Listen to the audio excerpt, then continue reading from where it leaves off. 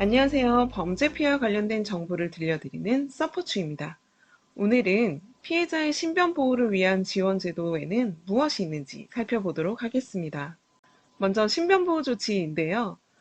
범죄 피해자가 수사나 재판 과정에서 가해자로부터 해를 입었거나 보복의 우려가 있는 경우 수사기관이 구체적인 피해 사실 등을 토대로 위험성 유무를 판단하여 신변 보호 조치를 해주는 제도입니다.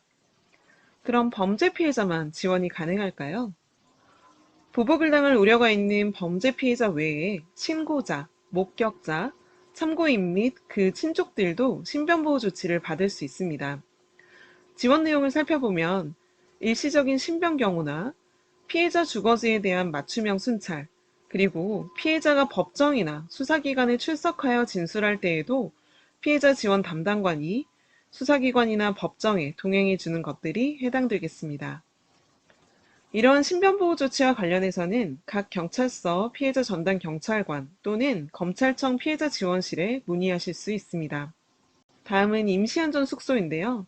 강력범죄, 보복범죄 등으로 인해 물리적, 정신적 충격을 받은 피해자에게 경찰 수사 초기에 임시숙소를 지원하는 제도입니다.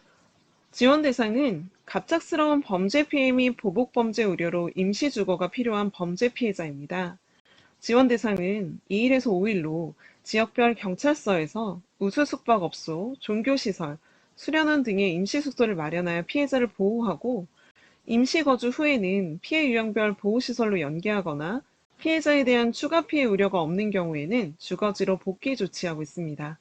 임시안전숙소의 지원 절차를 다시 한번 살펴보면 범죄가 발생하면 경찰서 피해자 전담 경찰관이 임시숙소로 안내 및 보호 조치를 하고 단기간 숙소 지원 후 피해 유형 및 피해 정도에 따라 피해자 보호시설로 연계, 지원하거나 주거지로 복귀 조치하는 것입니다. 이와 관련해서는 각 경찰서의 수사지원실이나 피해자 전담 경찰관에게 문의하실 수 있습니다. 다음은 피해자 보호시설입니다.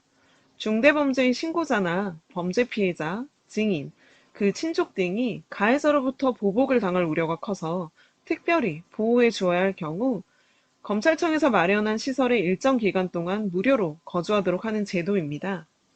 지원 대상 및 요건을 살펴보면 특정범죄 신고자 등 보호법 제2조 소정의 범죄, 성폭력, 가정폭력, 학교폭력, 아동학대 범죄 및 기타 이에 준하는 범죄의 신고자, 증인, 범죄 피해자와 그 친족 등이 해당됩니다. 보복을 당할 우려가 있어 신변의 안전을 특별히 보호해줄 필요성이 있을 경우 지원합니다. 지원 기간은 사용 허가 결정이 통보된 날로부터 재판이 끝날 때까지 이용할 수 있습니다. 단, 검사의 사용기한 연장 요청이 있고 그 필요성이 있을 경우에 하나여 연장 허가가 가능합니다. 이와 관련해서는 검찰청 피해자 지원실에 문의하실 수 있습니다.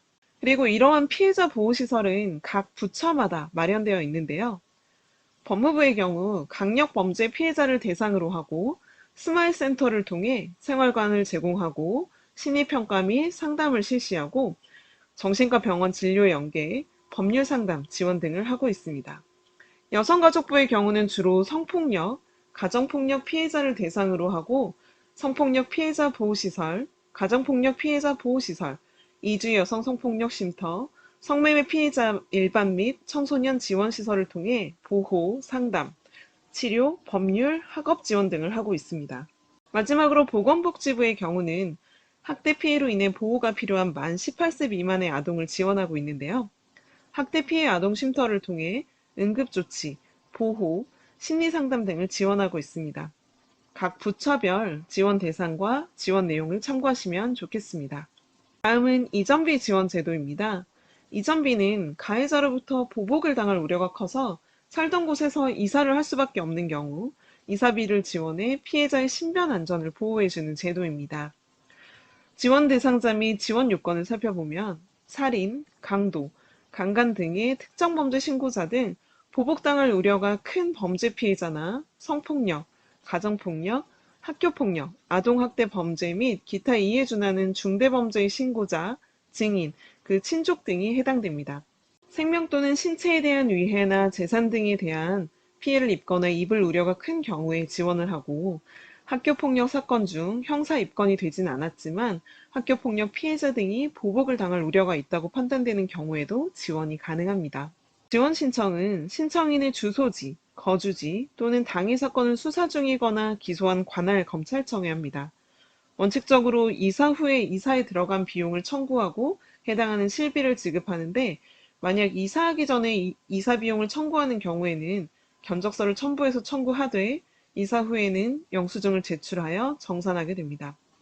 이런 이전비 신청은 보복의 우려가 인정되는 경우 범죄 피해 일시와 상관없이 신청할 수 있고, 관련 문의는 검찰청 피해자 지원실에 하시면 되겠습니다. 마지막으로 스마트워치 지원 제도인데요. 위급 시 피해자가 스마트워치의 SOS 버튼을 누르면 112 긴급 신고가 자동으로 접수되고, 관할과 상관없이 신호 발생지 인근의 경찰이 신속히 출동하여 피해자를 보호, 조치해주는 제도입니다. 지원 대상자 및 지원 요건은 살인, 강도, 강간 등 특정 범죄 신고자, 성폭력, 가정폭력, 학교폭력, 아동학대 범죄 및 기타 중대범죄의 피해자, 범죄 신고자 및 그 친족 등에게 보복의 우려가 크다고 판단될 경우 지원하고 있습니다. 검사는 직권 또는 범죄 피해자 등의 신청이 있는 경우 범죄 피해자 등이 보복을 당할 우려가 있다고 판단되면 스마트워치를 지원할 수 있습니다. 이때 직권으로 범죄 피해자 등이 보복을 당할 우려가 있다고 하더라도 범죄 피해자 등의 동의가 있어야만 스마트워치를 지원할 수 있습니다. 경찰 접수 사건의 범죄 피해자 등에 대한 스마트워치 지원은 원칙적으로 경찰에서 이루어질 수 있도록 하고, 검찰 송치 이후에는 범죄 피해자 등에게 새로이 신변보호 필요성이 발생하거나 긴급한 지원이 필요한 경우에는 검찰에서 스마트워치를 지원할 수 있습니다.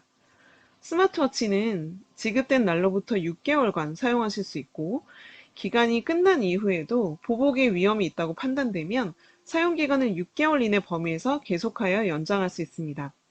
이때 연장 신청은 최초 사용기간 만료일 10일 전까지 해야 된다는 점 참고해 주시면 되겠습니다. 스마트워치와 관련해서는 검찰청 피해자 지원실 또는 각 경찰서 피해자 전담 경찰관에게 문의하실 수 있습니다. 다음 시간에는 형사 절차상 피해자 보호와 관련된 내용을 다뤄보도록 하겠습니다. 도움이 되셨다면 구독, 좋아요, 알림 설정까지 많은 관심 부탁드리면서 지금까지 범죄 피해와 관련된 정보를 들려드리는 서포츠였습니다. 감사합니다.